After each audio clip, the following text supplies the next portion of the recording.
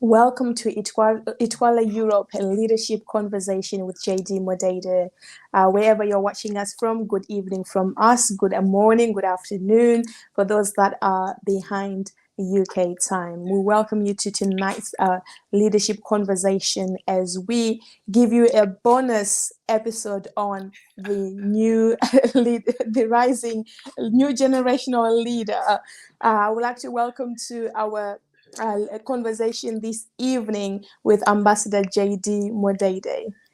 Good evening. I could hear you at the Good, background, and I wanted I good, could hear you. I was good like, you're evening. as excited as I am. Good Good evening. evening, good evening, good evening, and good evening to all our viewers all around the world. It's such a great honor to be back here again on this leadership conversation. And I want to say a big thank you to our host yet again today. I know that this, conversation, they've given us a bonus. Maybe we're still going to get an extra bonus, but let's deal with the bonus first. We deal with the bonus first. Thank you so much. Thank you for the bonus. It is a bonus episode, ladies and gentlemen. Good evening once again. Raising a new generation of leaders. We continue. I would love to hear your comments, your questions. We welcome all your questions tonight. We welcome your comments. Do subscribe to this channel and don't forget to press that notification button so that next time we are on, you will be notified immediately we are on. So, bonus episode, Raising a New Generation of Leaders.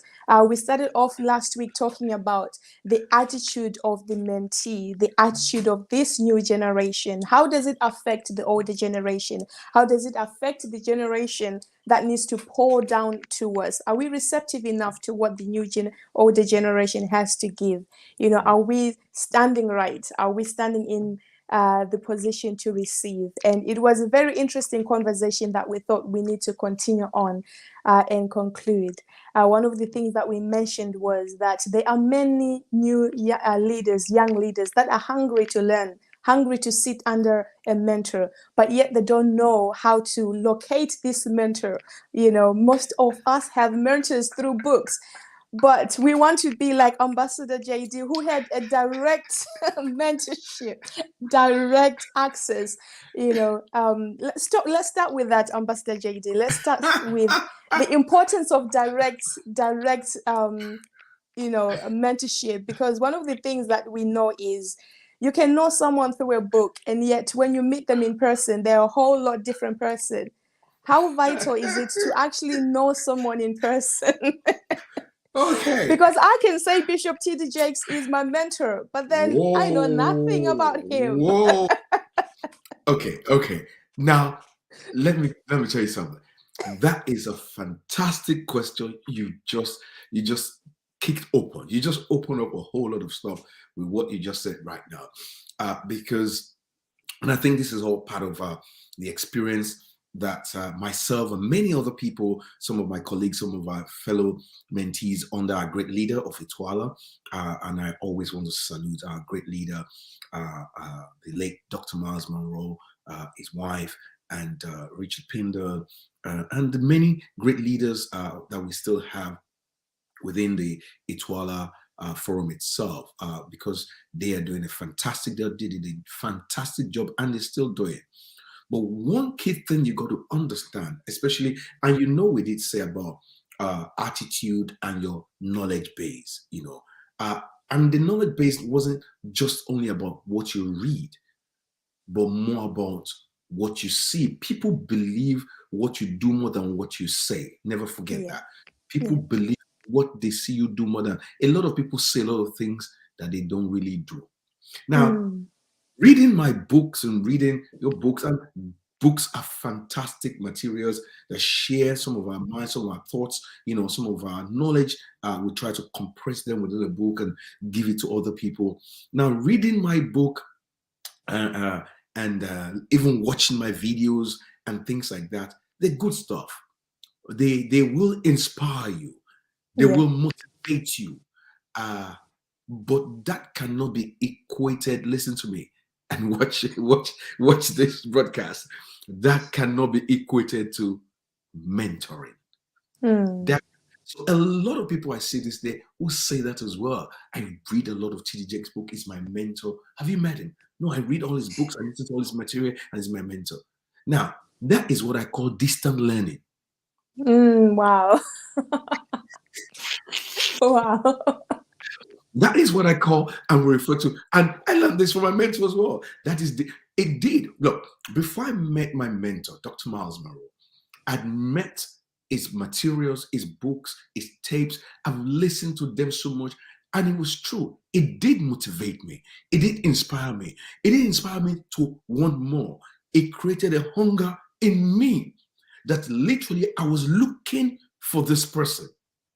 No. So mentoring also begins with a pursuit. The mentee must be ready to pursue that thing Wow. you're looking for. You must have a drive. You will do everything to look for this person if it's really meant to be a mentor. So in the mentorship relationship, the mentee must be present. Wow. It's a face-to-face relationship. Mm. There'll be a whole lot of distant learning and training, but you got to have this interface, this relationship that is face-to-face. You got to meet this person on a one-to-one. You got to be able to observe them. One primary thing about mentoring is observation.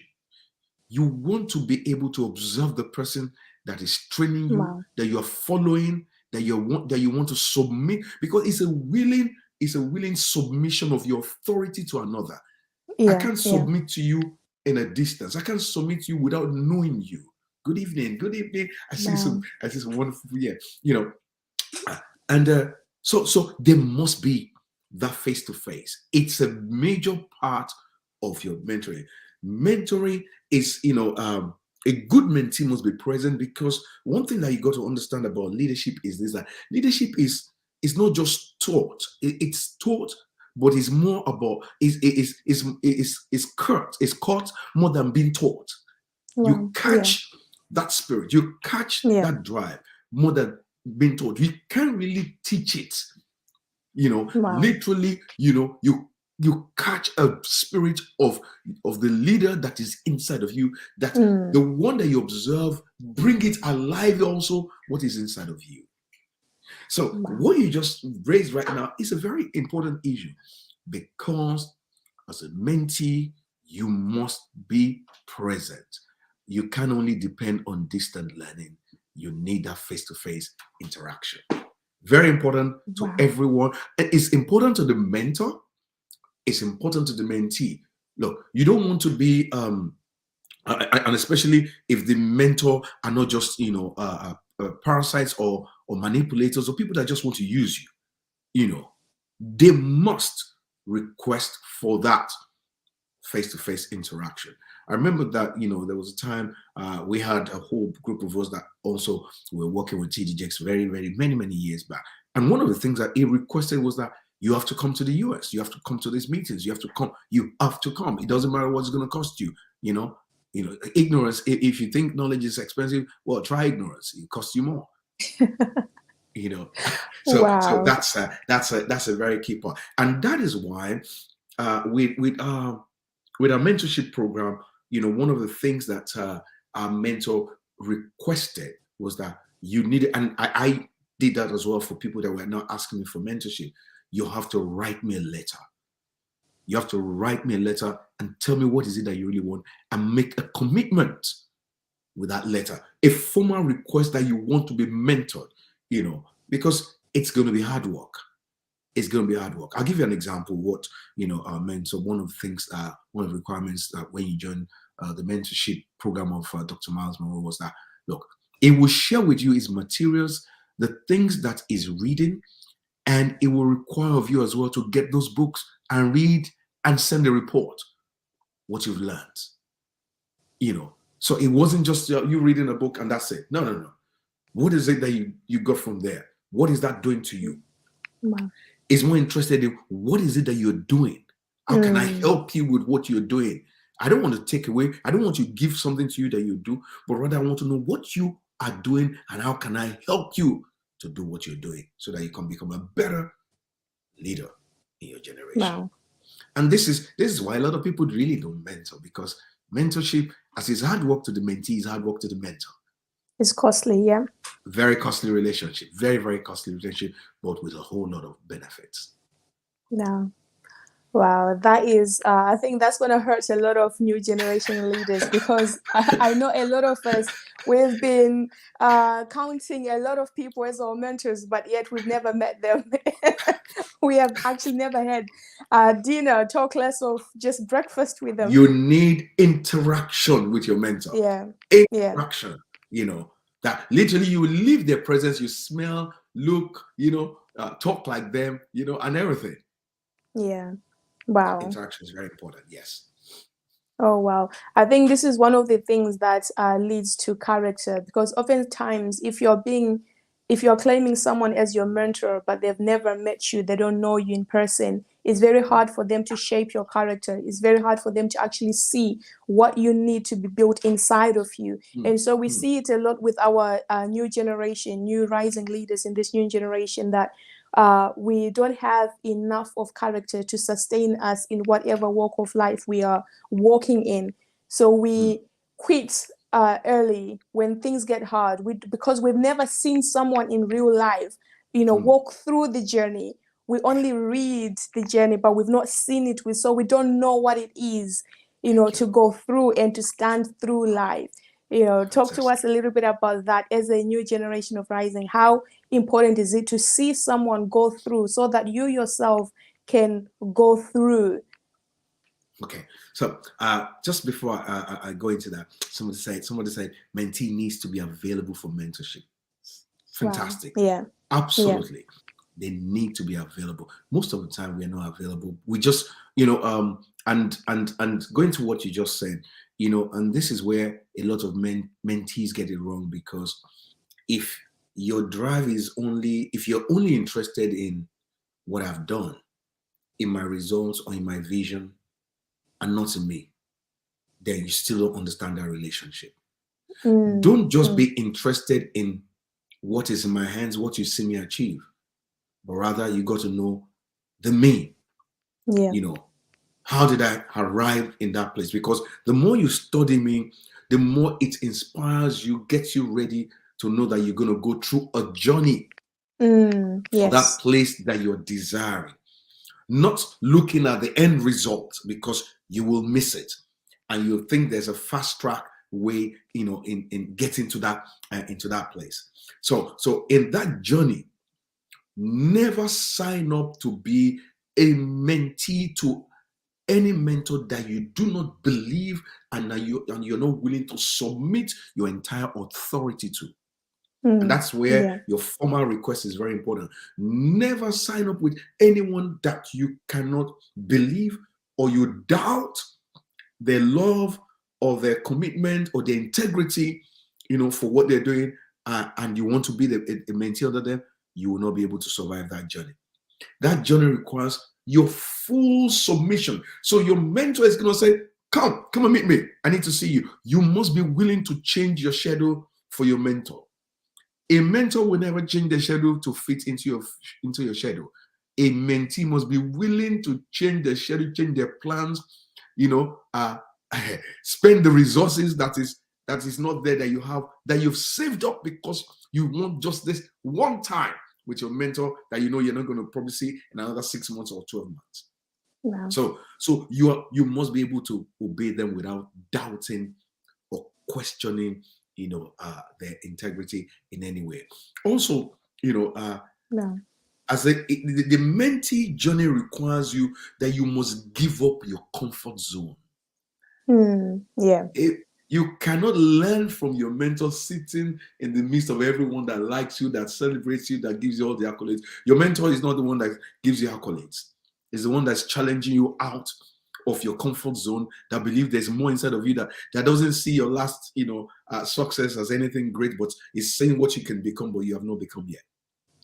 So, oh my God, Matriarch is online again today, and I really want to say thank you, Mama Pat Morgan, all the way from Trinidad again. And she says, let's read this. A most effective method used by Dr. Myles was a program he developed led by his niece Cecilia Francis. That's right, where she took mentors through from statement of purpose to actual working out your vision.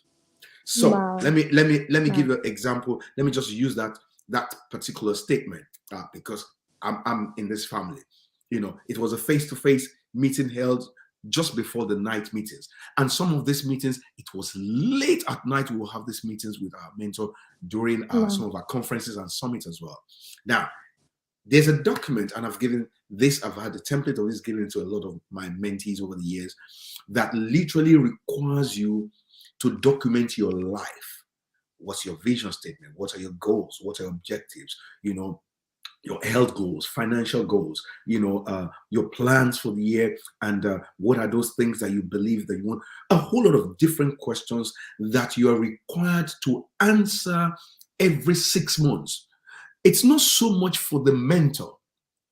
It's so much for the fact that you are able to document all those things that you think you have in your head. So your mentor gives you an assignment that you literally document your life.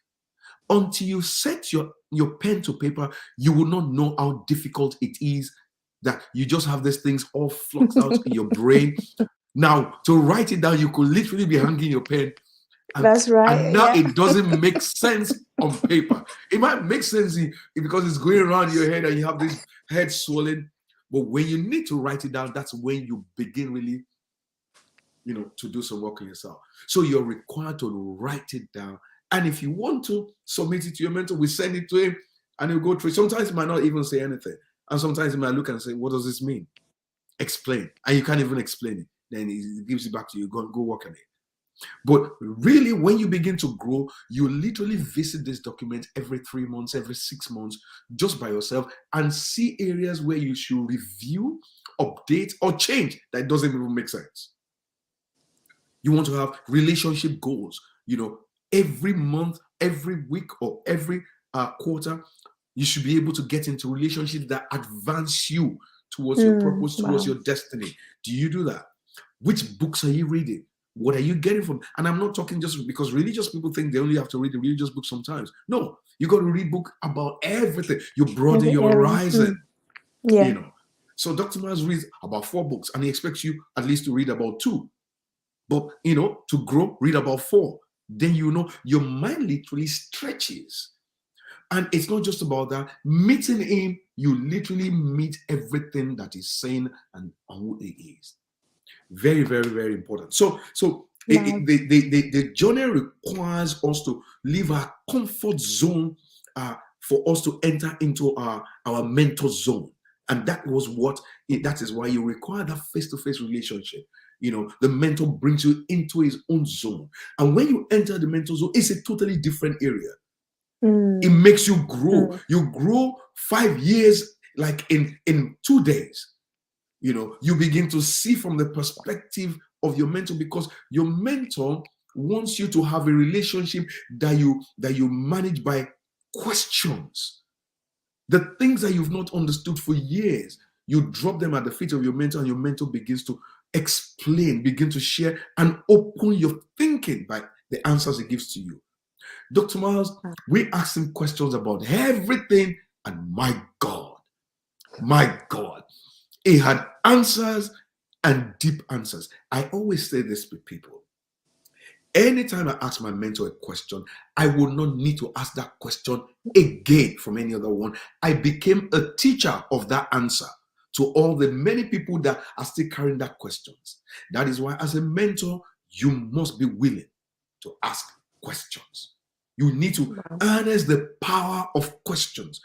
Questions has power because literally it exposes your ignorance. And I say this, then your ignorance has no way of keeping you captive anymore. Yeah. So a lot of people don't want to look the fool because I don't want to ask this question, and they're ignorant. So ignorance keep them saying you can't open your mouth and say that. Everybody's going to laugh at you. It's better to be laughed at, but you grow and you're wise from there. They won't laugh at you again. You know, then look like you're smart, but you're actually ignorant because you never asked. Yeah. So a mentor must harness the power of asking questions. Wow. That's I've got two very questions that are coming to two mind based on what you questions. just said. Okay. Yes, just based on what you just said right now, I Yeah. think one of the things that we've noticed in our generation is oftentimes when we're looking for a mentor, we're not really looking for a mentor, but we're looking for someone to give us a platform. So that's why sometimes we don't want to look a fool in front of someone, because we're thinking we want you to see what we have so that you can put us on your platform so we can be seen. Look, So now that comes with that attitude again, that sometimes new rising leaders, a new generation of leaders, they have like an inner motive, interior motives, as they say, yes. whereby, I want you to lead me, but I also want you to give me a platform so that I can rise quicker than, I would on my own. Okay. You know the things that for a mentor, for a mentee must be ready to take the counsel of his mentor, and not just be looking for have the wrong motive. And it's true, Yeah, a lot of mentees have the wrong motive because they're looking for what you have in your hands. Wrong yeah, motive. Rather you're looking for counsel, you're looking for guidance, you're looking for advice, but also the mentee must be very, very careful not to take personal the criticism of the mentor. Okay, I'll give you a very good example here. I remember years back when Dr. Miles was actually training us and mentoring us to be kingdom teachers, to be kingdom preachers. He was intentional about it because it was teaching about the kingdom. And a lot of people were talking about the kingdom, using the word kingdom, but they were not really teaching kingdom even up till now. So he was deliberate about raising kingdom teachers. yeah. So he didn't just teach us, he taught us to teach it. He showed us how to teach it, and he began to show us the mindset behind it as well. So then in concluding that, it will now bring you upstage. We'll go through a project, as a group, look at a project and use a kingdom mindset to explain the whole scenario within the Bible. Then he'll put us on a stage. Somebody must represent and put that there. So I remember in my group, everybody was so excited and said, JD, you're going to be our spokesman. I said, okay, fantastic. I was excited too. Bam. He didn't put you on the main stage, and this is just in a conference.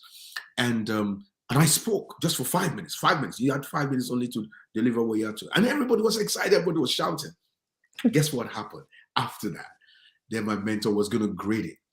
And he said, wow, JD, very, very passionate about this. And all the religious people were so excited as well. All the religious people were hearing it. He said, but you didn't communicate to the marketplace. He said, if the people in the marketplace came in, they would not understand what you people are hula balloon about. Wow. My God, and my balloon was just busted that day. He put a pin in my.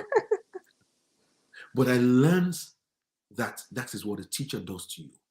The teacher doesn't shy away from correcting you, from criticizing you, for you to be better. That is why you got to know that as a mentee, criticism is one of your greatest tools of growing. Wow. You use. Look, if you're not critic, that means you're not doing anything. Yeah. People who are criticized, that means they're impacting, they're affecting, they're doing something that's what criticizing about. If you do it, nobody criticizes nothing. So if you don't want to be criticized, do nothing. And that is one of the things that's having this interaction session with your mentor is very, very important. Yeah. So you can't take it personal. And this is some of the things that mentees. So if your mentor doesn't put you on his platform or his stage, there's a reason why he's not doing that yet. It might just be watching you. Do you know how many years I will go with my mentor? I will just carry his bag. If my mentor comes into town today, I will be there. I'll carry his bag and I'm going with him. Every time I carry his bag, I entered into places that it would have taken me 30, 40 years for me to be able to get that kind of a link to get into the place. All he needs to say is with me, because I carried his bag. And I will be in a meeting with leaders of nations, leaders of multinationals, and I began to observe how he dealt with situations, what he said, which they don't teach you in any school. Yeah. All you need is access. are you willing to submit yourself willingly without you having a sense of entitlement to his platform? No. Wow. So the first time my mentor was going to call me and put me on, he just looked around and said, JD, what are you doing? Are you staying over for the weekend? I need somebody to speak for me this on Sunday. I just said yes. I didn't even think what I was going for. And that was it. He put me on. Can you imagine standing on Dr. Miles' stage on a Sunday? Wow. The whole world was listening to you. And every time they go and look at that, the whole world is still looking at it. But it did that because he had invested so much, but also had yielded. Yeah. So not because I was asking for it. No. In fact, we were taught, I see a lot of people these days, they're always asking for your stage to come and, do something. We were taught not to ask anybody. People should look for you based on your content. So you got to grow every opportunity you have, paid or not paid, benefit or no benefit, you add it as an opportunity to serve yourself. And these are part of things that mentees must understand as well. Wow, what a relationship. Good evening, ladies and gentlemen. Once My again, God, we got lots of comments. Sorry. Pride is often the issue. Somebody said pride is often the issue. Most of us don't need a platform. Yeah. God sends you to the crucible for us. Oh my God. Listen to that. A lot of people are seeking platforms. Thank you very much. Say it out loud. Wow. We definitely would love to hear more of your comments. If you've ever been a mentee or a mentor, what has been your experience so far, good or bad? Share with us. We'd love to hear from you. We just got a few minutes left. One of the things that we have experienced in this new generation of leaders is shying away from mentors because of the so-called word abuse. So how do you, like you've mentioned earlier on, example of when you were part of the group with Bishop T.D. Jakes that asked you, you were asked to come, Yeah. So how do you then, what's the word I'm looking for? What's the thin line between abuse and discern between abuse you and know what I mean? Okay, how I do get you what know you mean. when the mentor is asking you to do something that is reasonable or unreasonable? Okay. What are the thin lines between that? I think first thing that the mentees got to be honest. Mentees really need to be, come to the place where you're very honest with yourself. What is it that you're looking for? Are you just looking for fame? Looking for a platform? Somebody says some mentees are just looking to replace you. Easy, Not all the time, not all the time. Yeah. No. Look. You see, why most of the time mentees get into the wrong platform, into the wrong place sometimes, is the greed that is eating their heart sometimes. Oh yes. Yes. You see a whole lot of scams sometimes about you never really get scammed except something has appealed to the greed in your own heart as well. So there needs to be this honesty in the heart of you, that you're truly looking for something. You're looking for something that you found in another. You want to be in a place that you've not seen another person in that place. And also you got to be very prayerful, for those who know how to seek divinity. But most importantly, identifying, someone that's in that place you want to, it might be, in the business area, it might be, spiritual, it might be marital. You got to do a whole lot of work, to seek a mentor. That person must be there, because somebody is going to pull you up. It's got to be up there somewhere. It can't be the same person that you're on the same level. So you got to be very honesty in your heart, not having, any wrong motive. Wrong motives will get you into the wrong hands, And number two, your mentor never really needs you. So when you see a mentor that is always running after you, be careful. I won't say more than that. Mentors don't run after mentees. Mentees run after mentors. Mentors don't invite you to. No. Your mentor does not need you. You need your mentor. You need someone that you need that doesn't need you. If your mentor needs you, that relationship, you got to be tread carefully. I'll give you just those two tips because of our time. Wow, I like what you said. You can't really be scammed unless there is something that's in you that There's a leads greed to in you you that's being scammed. appealing to that. Yeah, Wow, yeah. young So leaders. study. That's a whole big concept. You got to study that concept itself. That is deep. That's deep. Yeah, because even with with money wise, I've noticed that people that have been scammed with money, they were looking for getting rich quick, and then they end Wait, up being scammed. So there you go. Again, out of time, but not out of questions. I oh don't my think this God. topic will ever end.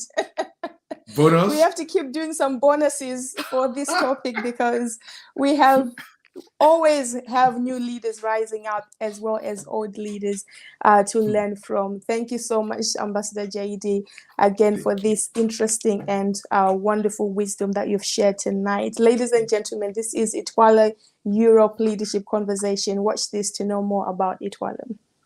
Hi, my name is Miles Monroe Jr., and I'm the chairman of the board for the International Third World Leaders Association.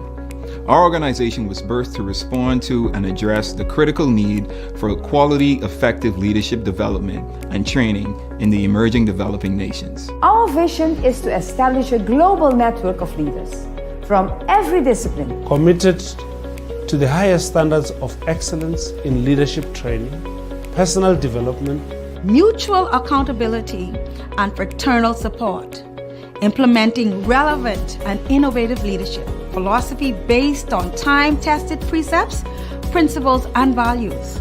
Our mission is to influence the destiny of developing third world nations through leadership training, personal development, supportive relationships, and global networking. Our purpose is to provide transformational solutions in response to the dynamic leadership needs of the emerging third world developing nations. Our goal is to cultivate leadership commitment to produce leaders dedicated to the empowerment of their people, the progressive well-being of their citizens, and the betterment of their nation. The strategic approach captured in the slogan coined by our founder, Dr. Miles Monroe, was transforming followers into leaders and leaders into agents of change. Our focus is national development through transformational leadership, transforming nations, communities from the inside out. Join us in ushering in this new era of our organization. We are tasked with carrying this vision forward, and we are devoted to ensuring that we leave an unwavering legacy. The organization that produces effective leaders with global reach and influence.